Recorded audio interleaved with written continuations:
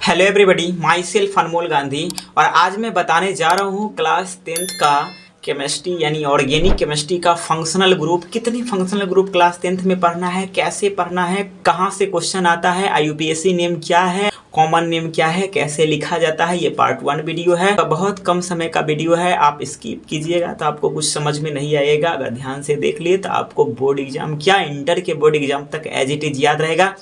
आपको ध्यान से देखना है। तो चलिए बिना देरी के शुरू करते हैं इस वीडियो को और समझते हैं फंक्शनल ग्रुप क्या होता है।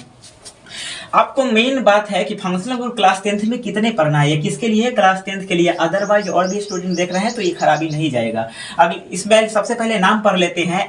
Alkyl, alkane, alkene, alkyne, alcohol, aldehyde, ketone, carboxylic acid, halogen group, amine group. एक एक्स्ट्रा हम आपको बता दिए हैं, नाइट्रो ग्रुप यानी नाइट्रोजन ग्रुप। आपको ईथर नहीं पूछता है, ईस्टर नहीं पूछता है 10th में, इसलिए दो हम स्किप कर दिए हैं। आपके बुक में भी नहीं है।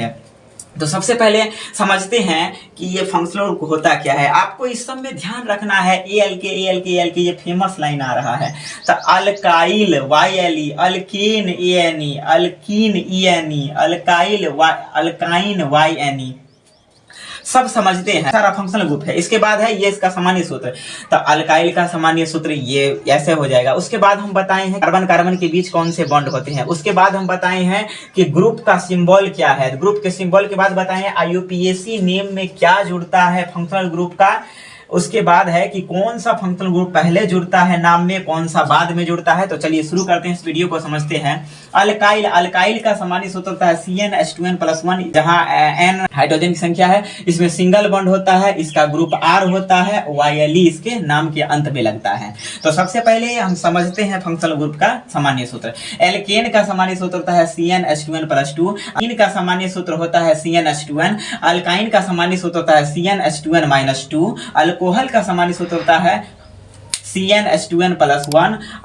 एल्डिहाइड और कीटोन ये दोनों का सेम होता है, दोनों का सेम होता है। आपको ध्यान रखना है CnH2n+O, CnH2n+O, एल्डिहाइड और कीटोन दोनों का सेम होता है। उसके बाद है कार्बोक्सिलिक एसिड CnH2n और O2, सब में एक ऑक्सीजन, इसमें 2 ऑक्सीजन होता है। उसके बाद है हैलोजन ग्रुप का होता है CnH2n+1 X, जहां पर क्लोरोफ्लोरोब्रोमोआइड है, गलत का चिन्ह नहीं है, X है।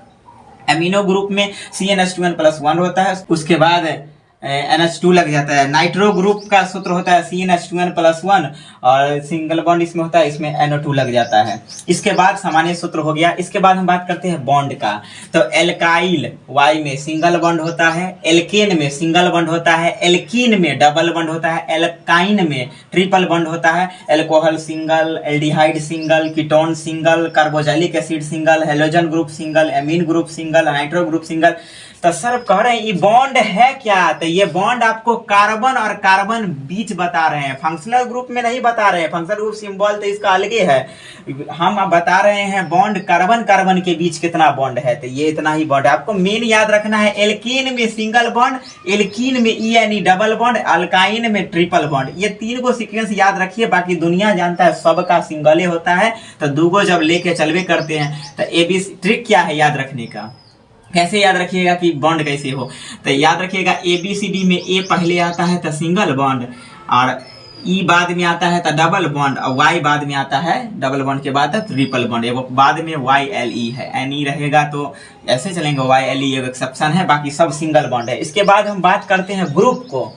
तो जकरा में ALK लग गया, ALK, तो एल्काइल, अल्केन, अल्कीन, अल्काइन, इस सबको R ग्रुप बोलते हैं। मतलब बॉन्ड खाली है, इधर R ग्रुप बोलते हैं। ये सब माइनस नहीं है, बॉन्ड है कि ये फंक्शनल ग्रुप है, कार्बन से भाई जुड़ गया।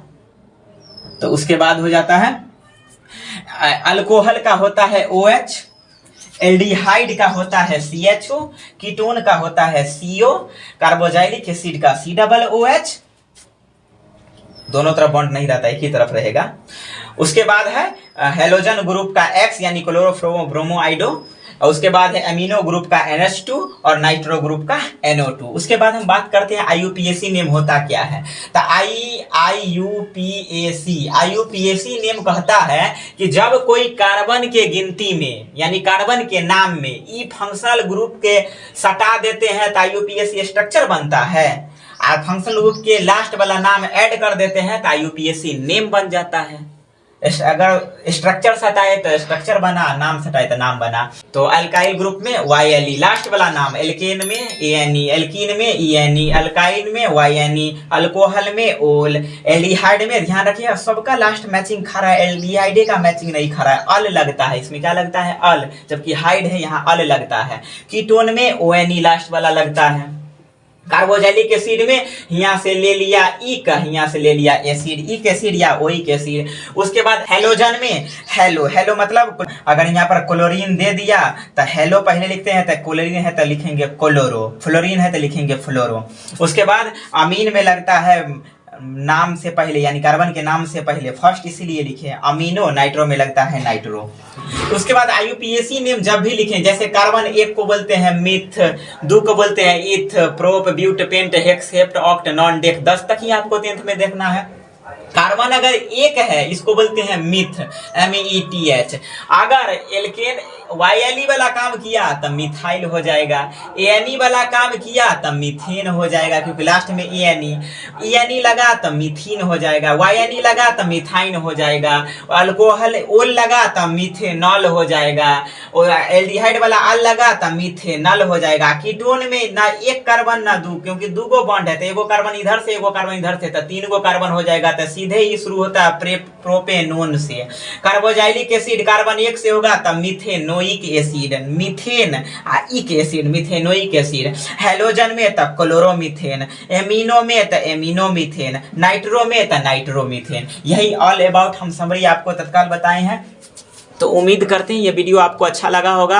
अगर अच्छा लगा होगा तो मिलते हैं आपसे इसी वीडियो का सेकंड पार्ट, जहां मैं IUPAC नेम सारे फंक्शनल ग्रुप को बहुत ही छोटे छोटे लेक्चर में बताऊंगा, डिटेल से बताऊंगा, ताकि आपके बोर्ड एग्जाम बेहतर नहीं बेहतरीन से भी बेहतरीन जाए।